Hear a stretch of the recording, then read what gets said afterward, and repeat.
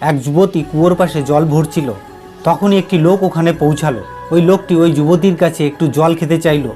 আনন্দর সাথে ওই যুবতী তাকে জল খাওয়ালো। জল খাওয়ার পরে ওই লোকটি ওই যুবতীটিকে জিজ্ঞাসা করলো, আপনি কি আমাকে বলতে পারবেন কেন কেউ কোনো মহিলার চরিত্র বলতে পারে না?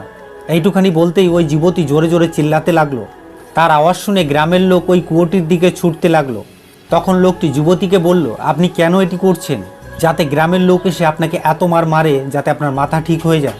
এই কথা শুনে লোকটি বলল, আমায় ক্ষমা করে দিন, আমি তো আপনাকে ভালো এবং সম্মানীয় মহিলা ভেবেছিলাম। তখনই ওই যুবতী বালতিতে রাখা জল তার গায়ে ঢেলে দিল এবং নিজের শরীরকে পুরোপুরি ভিজিয়ে দিল।